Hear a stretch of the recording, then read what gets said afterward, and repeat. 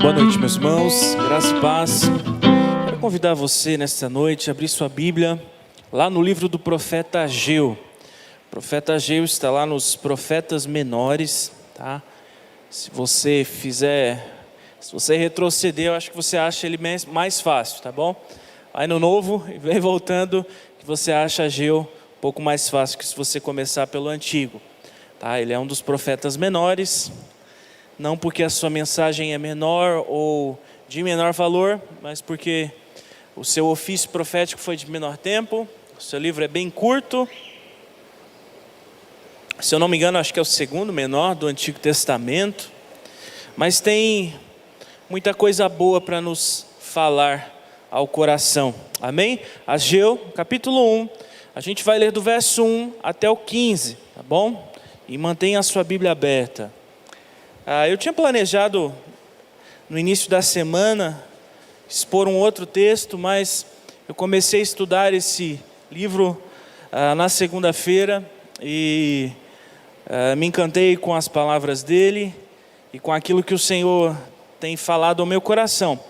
E eu anseio nesta noite de verdade, que Deus possa falar de forma profunda aos nossos corações, que a palavra dele possa encontrar guarida na sua vida. Amém?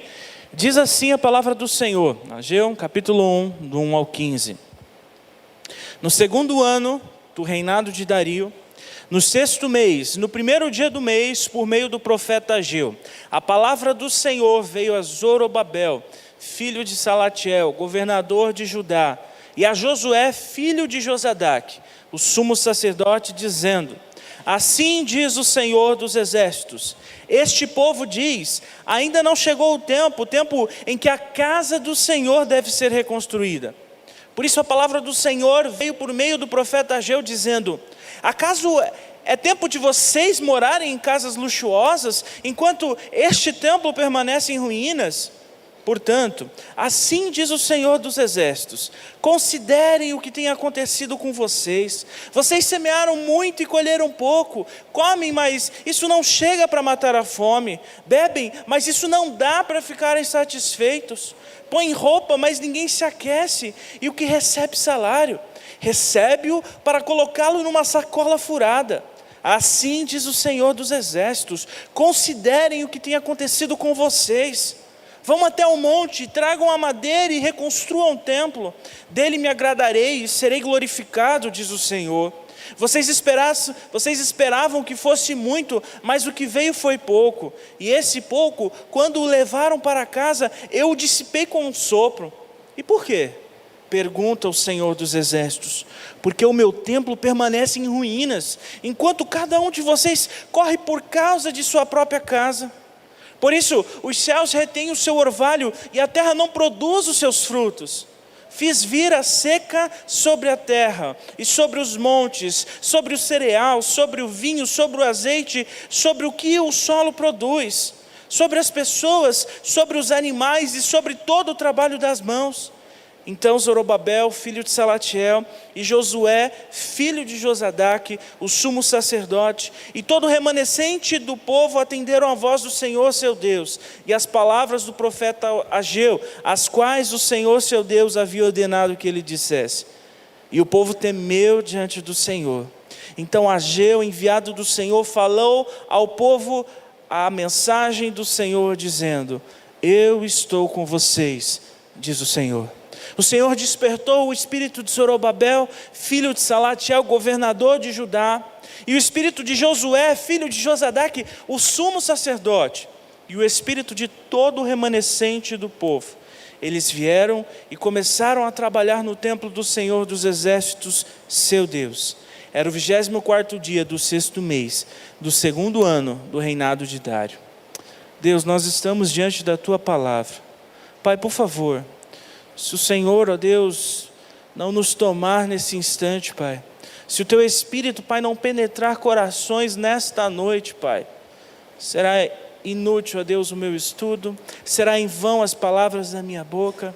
Por isso nós clamamos, ó Deus amado, fala conosco, porque, ó Deus, se o Senhor não falar conosco, se o Senhor não trazer a compreensão da Tua vontade para as nossas vidas nessa noite, Pai, é certo que iremos perecer. Eu não quero isso. E eu acredito que os meus irmãos também não desejam isso para as suas vidas, Pai. Por isso nós pedimos a Deus, tem misericórdia de nós e ministre tão somente a Tua palavra sobre as nossas vidas. Por Jesus nós oramos confiados. Amém. Quem era Ageu? Existem duas expressões que identificam Ageu como um porta-voz de Deus para o seu povo. A gente pode ver aí no primeiro verso e no terceiro verso que Ageu é chamado de profeta.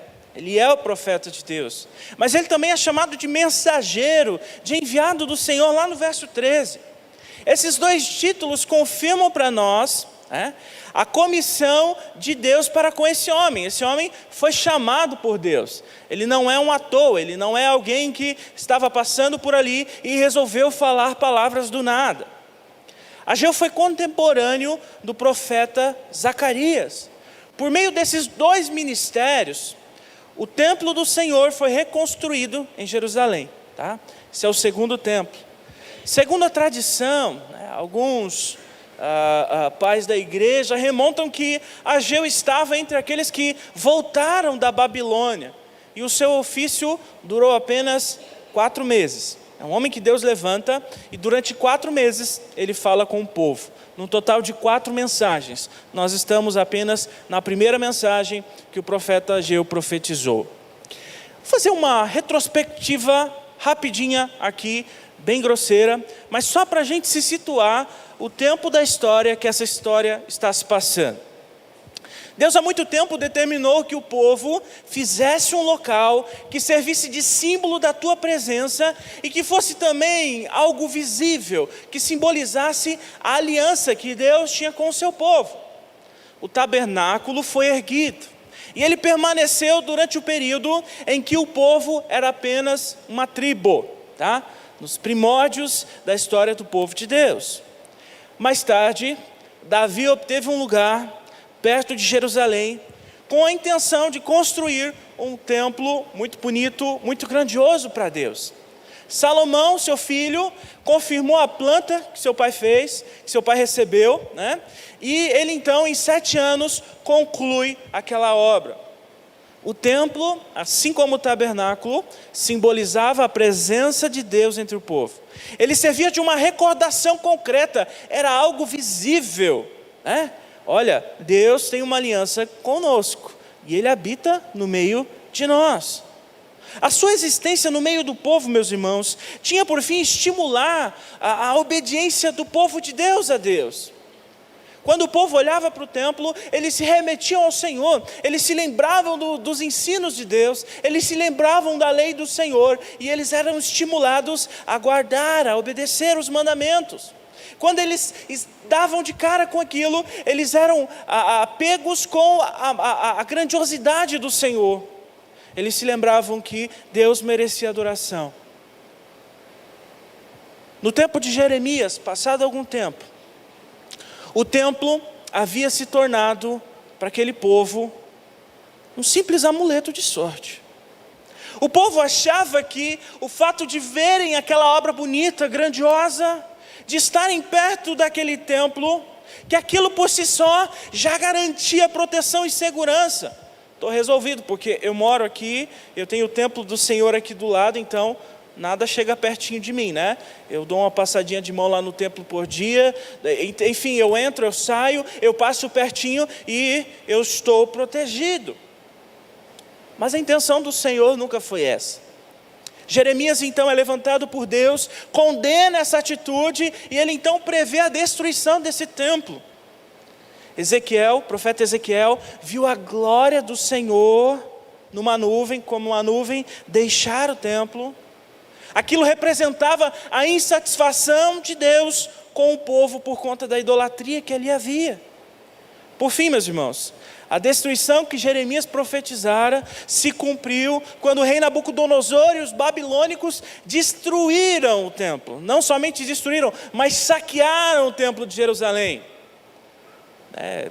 Eu li um historiador dizendo que havia mais de 600 quilos de ouro entre as demais riquezas que havia naquele templo. O que estava acontecendo, meus irmãos? Era o reino de Dario I, ou de Dário, como você preferir. Era o rei da Pérsia. O tempo acabou, foi destruído, o povo foi levado para Babilônia, ok? Lá na Babilônia ficaram por volta de 70 anos. Agora nós temos o reino de Dario I, rei da Pérsia. Havia um decreto, assinado pelo rei Ciro, que permitiu que povos conquistados pelos babilônicos pudessem retornar à sua terra natal. O que aconteceu? Isso fez com que o povo de Israel pudesse voltar então para Jerusalém. A primeira leva do povo que retornou para a sua terra tinha mais de 50 pessoas. Lá em Esdras você pode ler que tem a história certinha, bonitinha, contadinha, e é muito legal você procurar saber um pouco mais disso. Esse primeiro povo, essa primeira leva de gente que retornou a Jerusalém, eram liderados por Sesbazar, que foi o primeiro governante pós-exílio. A fundação desse novo templo, eles chegaram, existia só destroços. Logo que eles chegaram, o primeiro ato, um dos primeiros atos, logo de início do comando de Sesbazar, foi a fundação do novo templo. Vamos reconstruir este templo. No entanto, logo o projeto foi abandonado. A realidade daquele tempo, meus irmãos, que Sesbazar encarou junto com o povo, não era fácil. O domínio persa, por vezes, era impiedoso, taxativo. Existia problemas financeiros advindos da reestruturação de um povo. Os problemas de segurança eram inúmeros. A gente vê Israel hoje e eles são cercados por povos que não gostam deles. Isso não é novidade para o povo de Israel. Nesse tempo, meus irmãos, eles tinham vizinhos muito hostis a eles. Eles viviam ao redor de uma porção de povos que eram doidos para dar um jeitinho neles. Para completar, era um tempo de seca brava, e as colheitas eram as piores possíveis. Resumo, eles começaram, mas não deram conta, não conseguiram ir adiante. Um outro grupo, sob a liderança de Zorobabel e Josué, chegou em Jerusalém 16 anos por volta, mais ou menos, 16 anos mais tarde. Zorobabel é então enviado como novo governador e Josué como o sacerdote do povo. A formação política aqui é um pouco diferente, porque foi-lhes dado o direito apenas de serem uma província. Não era um reinado aqui. Por isso que a gente chama de governante, governador, e não reis. Zorobabel e Josué são orientados então por Deus através de Ageu para mobilizarem o povo para a reconstrução do templo. Saindo um pouquinho desse contexto, entrando naquilo que o texto tem a nos dizer, apesar da gente ter visto que aspectos difíceis atrapalhavam a vida do povo, esses não eram de fato o grande problema que rondava a vida do povo. Apesar do povo enfrentar dificuldades que não eram fáceis, esses problemas não eram o principal problema que estava sobre o coração, a mente e a vida deste povo. O grande problema era que o povo estava se valendo das dificuldades à sua volta. Sabe quando a gente vê que as coisas estão difíceis e a gente começa a dar um dizer ninguém? Ah, como eu sou coitado. Ah, como a vida é difícil.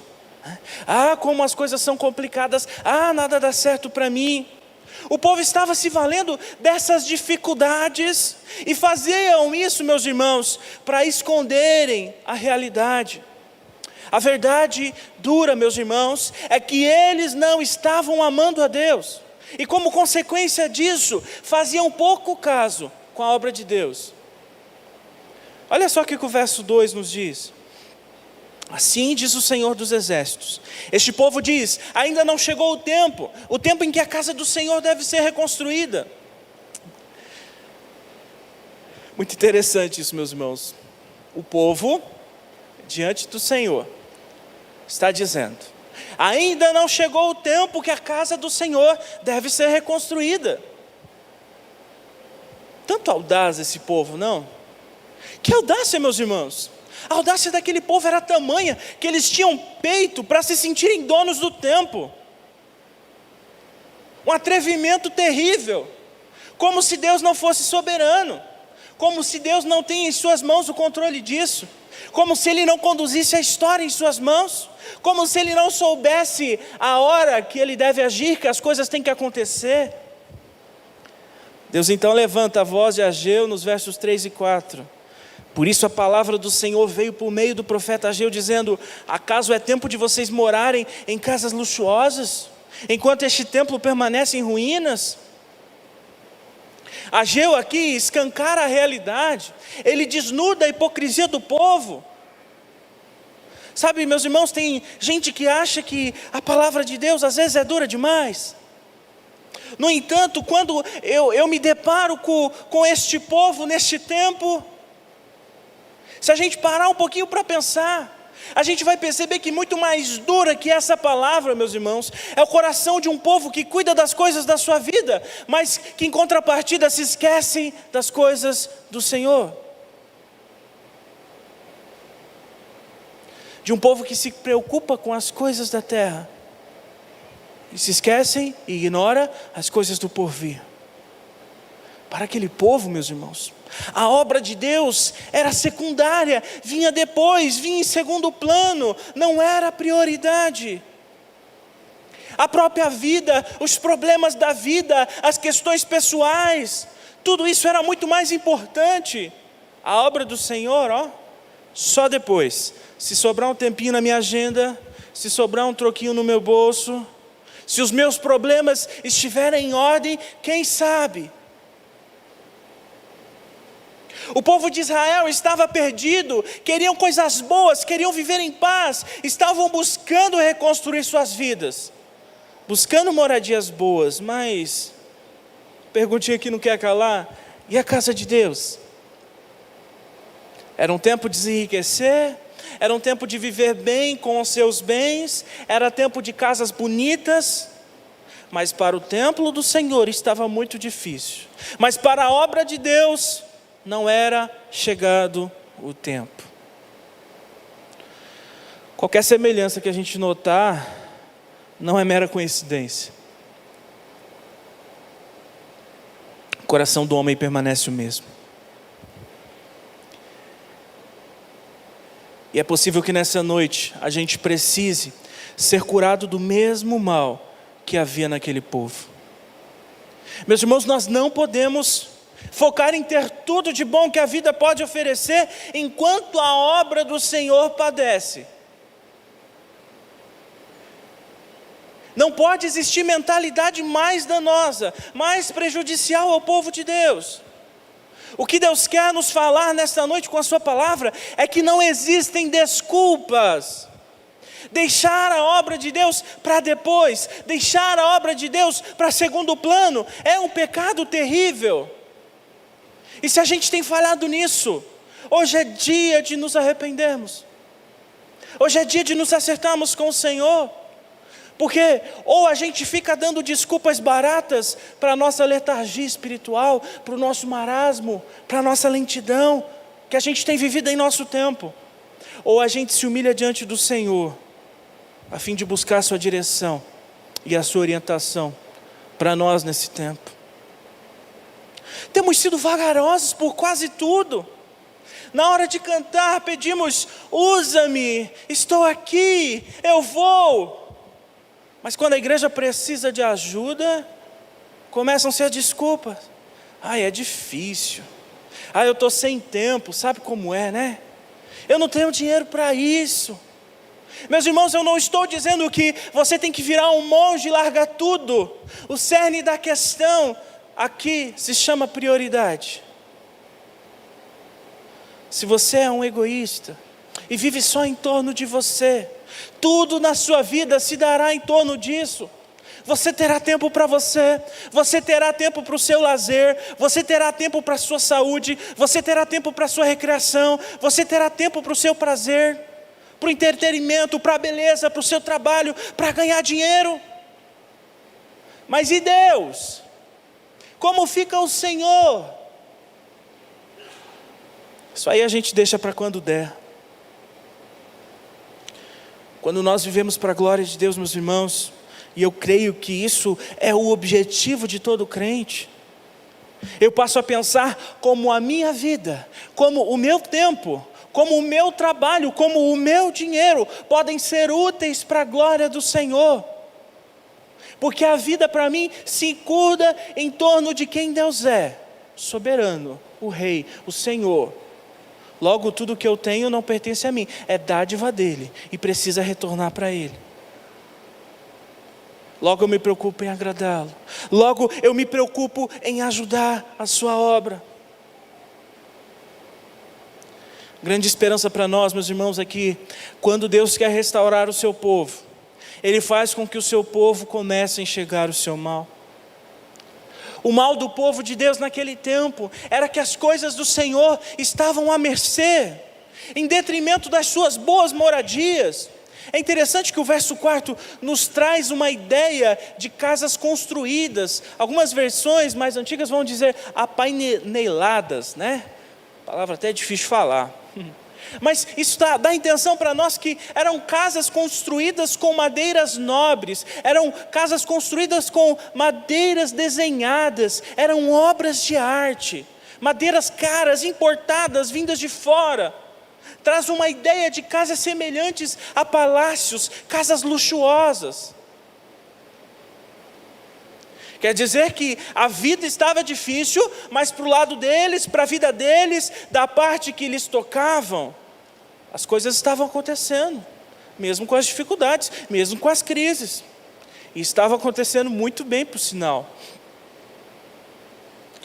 Se você consegue observar, meu irmão, alguma característica do erro deste povo na sua vida, não endureça o seu coração nesta noite. Não perca tempo. É muito fácil a gente imaginar vidas pelas quais essa mensagem precisa ser direcionada. Mas encarar a palavra de Deus e ver que ela de fato fala ao nosso coração é outra história. Se Deus tem te incomodado em algo, não perca tempo, ouça a voz do Senhor, reconheça o seu mal, porque nós como igreja do Senhor, se temos enxergado males, precisamos reconhecê-los, onde temos errado, juntos, para a glória do Senhor, para que a sua graça seja manifesta com mais evidência entre nós. Vamos ao verso 5 até o 7, rapidinho. Diz assim: portanto, assim diz o Senhor dos Exércitos: considerem o que tem acontecido com vocês. Vocês semearam muito e colheram pouco. Comem, mas isso não chega para matar a fome. Bebem, mas isso não dá para ficarem satisfeitos. Põem roupa, mas ninguém se aquece. E o que recebe salário, recebe-o para colocá-lo num sactel furado. Assim diz o Senhor dos Exércitos: considerem o que tem acontecido com vocês. O destaque desse trecho, meus irmãos, está tanto no verso 5 como no 7. A gente tem ele dizendo: considerem o que tem acontecido com vocês. Outras versões vão dizer: considerai o vosso passado.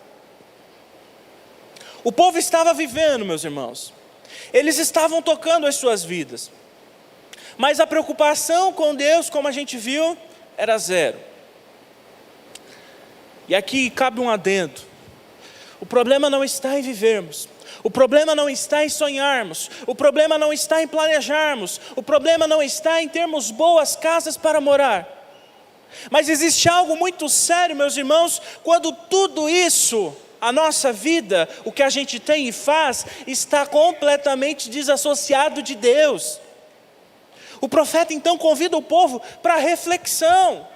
Considerem seus caminhos. Ei, olha para o passado de vocês.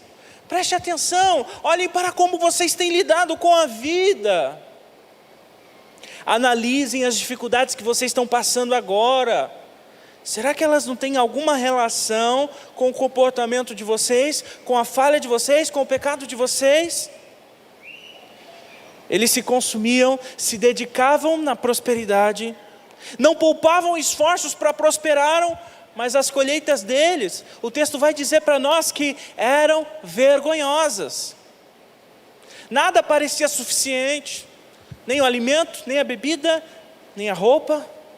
Os salários pareciam que eram colocados num bolso furado, nunca dava. Uma observação aqui, meus irmãos, não há contradição entre a pobreza e a riqueza, a pobreza e as casas luxuosas. A gente precisa entender que ricos sempre existiram com pessoas de classe média e pessoas mais pobres.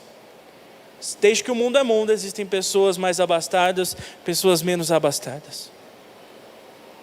O que aquele povo precisava entender, independente da sua classe social, meus irmãos, é que quando Deus é esquecido, todo trabalho é sem lucro. Guarda isso. Quando Deus é esquecido, todo trabalho é sem lucro. Não há contentamento. E a mente materialista de muitos crentes precisa desta verdade. Quando Deus é jogado de lado, quando somente os seus objetivos estão à frente, quando somente a sua gana por dinheiro é o que vale, quando Deus é esquecido, o seu trabalho é sem lucro, por mais que a sua poupança esteja cheia. Não há contentamento nisso que você tem guardado. E aí a gente chega à seguinte conclusão, meus irmãos.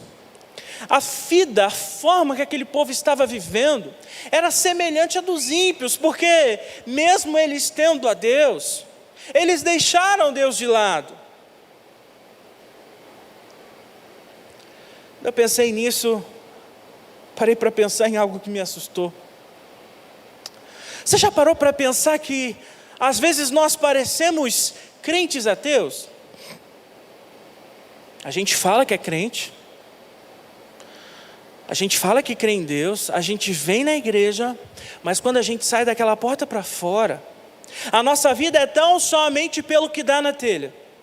A gente não busca Deus, a gente não tem uma vida devocional decente, a gente não tem uma vida de oração séria, a gente não tem intimidade com a palavra, a gente não lê a Bíblia. Não nos preocupamos se fazer tal negócio é certo. A gente não liga em saber se tal postura é do agrado de Deus, se a nossa vida dá bom testemunho. Meus irmãos, saiba de algo. Apesar de Deus ser misericordioso, existe um momento que Ele vira para o seu povo e diz: chega. Porque a gente não pode se esquecer que uma das qualidades do caráter de Deus é a sua justiça. Deus é justo. Não viva de modo a ignorar este fato. Não viva de modo a deixar de lado este fato. O povo de Israel, meus irmãos, experimentou isso. Experimentou a justiça à mão do Senhor.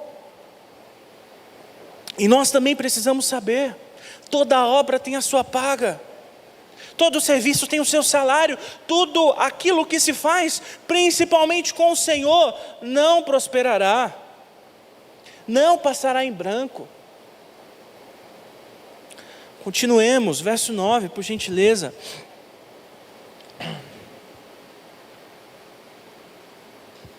Vocês esperavam que fosse muito, mas o que veio foi pouco, e esse pouco, quando levaram para casa, eu dissipei com um sopro. Deus acabou com tudo que tinha em casa. E por quê? Pergunta o Senhor. Porque o meu templo permanece em ruínas, enquanto cada um de vocês corre por causa da sua própria casa. Por isso os céus retêm o seu orvalho, e a terra não produz os seus frutos. O Senhor está dizendo: fiz vir a seca sobre a terra e sobre os montes, sobre o cereal, o vinho, o azeite, sobre o solo que produz, sobre as pessoas, sobre os animais e sobre todo o trabalho das vossas mãos. Você sabe qual é a pessoa mais infeliz na face da terra? Não é aquele camarada que está triste que foi abandonado da mulher que nas músicas sertanejas a gente encontra. Não é aquele camarada que perdeu o emprego, a família e está na sarjeta. Embora sejam situações difíceis, complexas, a pessoa mais infeliz no mundo, meus irmãos, é o crente que vai contra o Senhor. Não pense que o ímpio vive mal neste mundo, não. Ele curte, ele aproveita. O dia dele está guardado. Mas para o crente que conhece o caminho que deveria andar e teima em ir pelo outro caminho, o crente que insiste em nadar contra a maré, meus irmãos, esse é o camarada mais infeliz da vida. Desobedecer a Deus só traz consequências desastrosas. O povo de Israel provou isso, experimentaram a justa mão de Deus, porque eles priorizaram suas vidas em detrimento ao doador da vida. Sabe o que é triste, meus irmãos? É que o enfoque da vida do povo estava na construção de fortunas pessoais, de bens, de vida boa, de bolso cheio, ao invés de construção do reino dos céus. Meu irmão, minha irmã, acorde, presta atenção. Mais cedo ou mais tarde a conta chega. Isso não é praga, isso é a realidade. O crente que quer viver teimando, uma hora vai ter com Deus. Se você é crente, você deve estar sujeito ao Senhor e à sua vontade. Não podemos viver como soberanos, porque nós não somos soberanos. Ou Deus é Senhor, meus irmãos, ou Ele não é na nossa vida. Ou Ele é Senhor e nos conduz e nos dirige e nos leva às águas tranquilas, mesmo em meio às tempestades. Ou Ele não é na nossa vida. Entenda isso. O fato do Senhor agir com graça e misericórdia hoje não significa que amanhã Ele não trará juízo sobre nós, sobre a nossa casa, sobre o nosso trabalho, sobre o que a gente tem plantado. Sabe, meus irmãos, o povo de Israel colheu as consequências disso. E por isso nessa noite a gente precisa considerar o nosso caminho. A gente precisa vigiar para que o nosso coração, nosso pobre e enganoso coração, como diz o sábio de Provérbios, para que o nosso coração enganoso não nos leve para longe do Senhor, para longe da sua vontade. Mas quando Deus quer restaurar a sorte do seu povo, Ele faz com que o seu povo enxergue o seu mal. Ele faz com que o seu povo reflita nas consequências deste mal para a sua vida. Mas eu creio que é mais do que isso. Eu acredito que quando o Senhor nos desperta para algo grandioso da sua parte, Ele nos chama também a uma reação. Se eu percebi o mal, se eu vi o que o mal trouxe a mim, o que eu faço com isso? O que eu preciso fazer para resolver essa questão? E o remédio está no verso 8. Vão até o monte, tragam a madeira e reconstruam o templo. Dele me agradarei e serei glorificado, diz o Senhor. Depois deles compreenderem o seu mal, Deus convida o povo a fazer o bem. O Senhor convocou o povo a pôr a mão na massa. E a parte bonita dessa história de Ageu, meus irmãos, no capítulo 1, é que o povo ouve a voz de Deus, mas não fica por isso mesmo. O povo ouve a voz de Deus e o povo obedece a Deus. Sabe, meus irmãos, a grande questão não está naquilo que um dia nós fizemos, não está naquilo que a gente já aprontou, mas sim insistir em viver aquilo que não é para a gente viver. Se tua trajetória até aqui não tem sido legal, tenha ânimo. Hoje o jogo pode virar. Hoje a sua trajetória pode ter um novo destino. Se nessa noite o Espírito tem cutucado as suas feridas, não protele, não seja tolo. Pertencemos a Deus e o que precisamos, meus irmãos, é de obediência a Ele. E se Ele nos manda pôr a mão na massa, o que a gente faz? Vamos à obra. O povo obedeceu a Deus. Verso 12 ao 15, para a gente encerrar. Zorobabel, filho de Salatiel, o sumo sacerdote, filho de Josadaque, e todo o restante do povo obedeceram à voz do Senhor, o seu Deus, por causa das palavras do profeta Ageu, a quem o Senhor, o seu Deus, enviaram. E o povo temeu ao Senhor. Então Ageu, o mensageiro do Senhor, trouxe esta mensagem para o povo: eu estou com vocês, declara o Senhor. Assim o Senhor encorajou o governador de Judá, Zorobabel, filho de Salatiel, sumo sacerdote, Josué, filho de Josadaque, e todo o restante do povo, de modo que eles começaram a trabalhar no templo do Senhor dos Exércitos, o seu Deus, no dia 24 do 6º mês do 2º ano do reinado de Dário. Quando o povo reconhece, meus irmãos, quem é o seu Deus, quando há temor ao Senhor na casa de Deus, a obra não fica parada. Quando o povo de Deus teme a Deus, a obra avança. Um povo temente ao Senhor obedece a Deus, se preocupa com a casa de Deus. Algo me constrange muito, meus irmãos, quando eu olho para o convite do Senhor ao seu povo.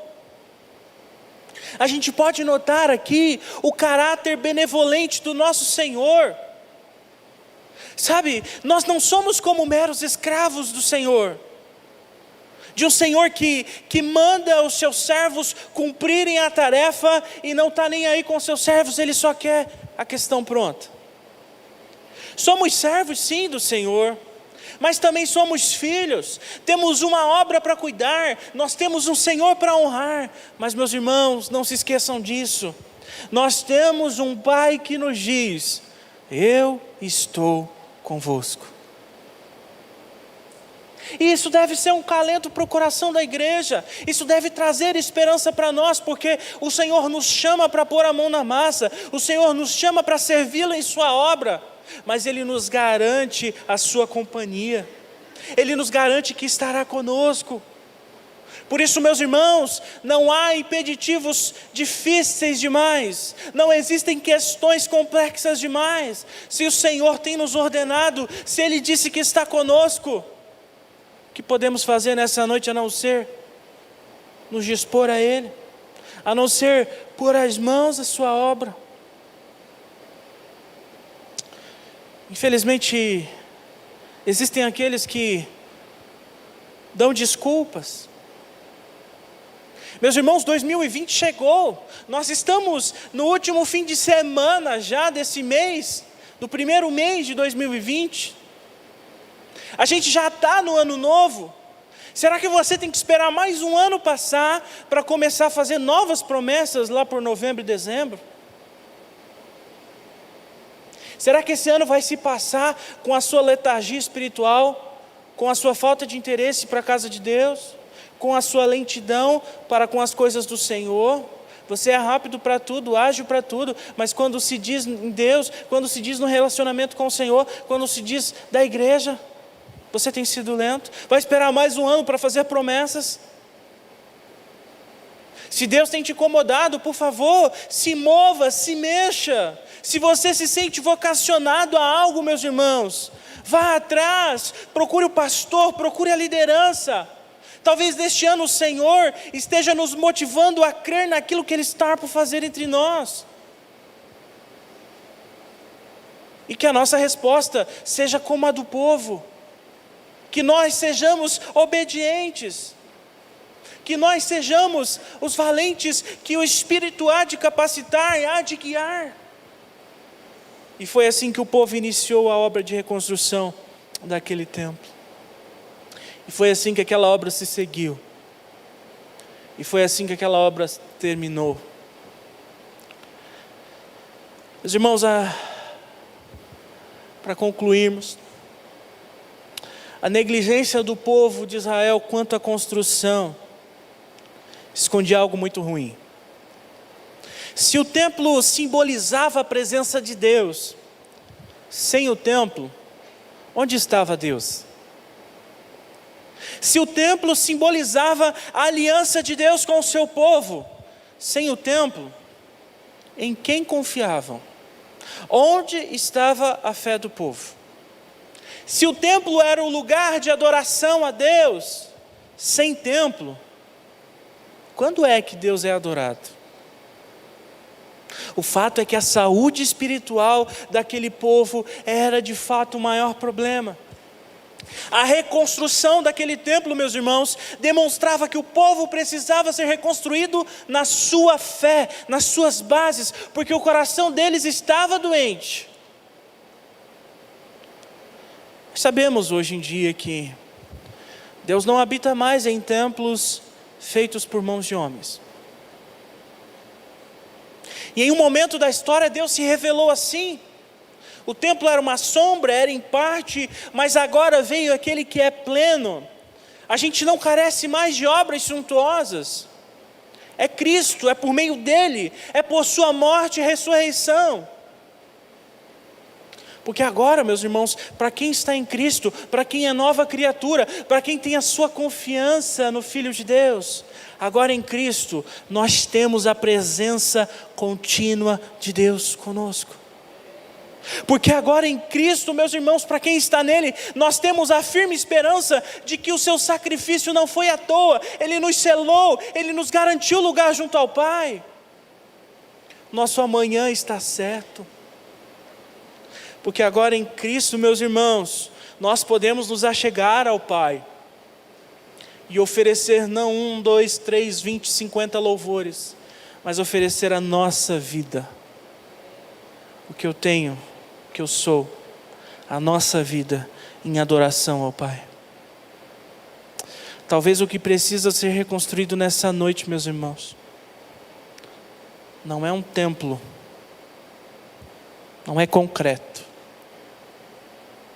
Talvez o que precisa ser reconstruído nessa noite é o nosso relacionamento com Deus. Porque no fim das contas, o desleixo para com a casa de Deus é só a consequência de um coração duro e distante do Senhor. Eu sei, meus irmãos, que eu compreendo na palavra de Deus, é que de modo semelhante à comunidade pós-exílica, de modo semelhante àquele povo no passado, nós possamos reconhecer o nosso pecado. De modo semelhante àquele povo, nós possamos nessa noite pensar bem na forma que a gente tem conduzido a nossa vida, nos planos que a gente tem esquadrinhado para nós. Talvez desfazer tudo e começar de novo, porque Deus não está na jogada. Não sei, meus irmãos, é que o Senhor dobre o nosso coração, a fim de que nós, a despeito de tudo, das dificuldades, sejam elas de cunho financeiro, sejam elas de cunho familiar, sejam elas de que é difícil mesmo viver na dependência do Senhor, que o Espírito trabalhe em nosso coração de tal modo, que a gente não tem outra escolha nessa noite, a não ser atender o chamado do Senhor. Subamos agora, meus irmãos, não mais ao monte para cortar árvores e construir um templo, mas corramos ao trono da graça. Vislumbremos com mais intensidade o madeiro vazio, porque Cristo morreu, mas ao terceiro dia Ele ressuscitou. E confiemos na condução do Espírito e na voz do Senhor que diz: eu sou com vocês.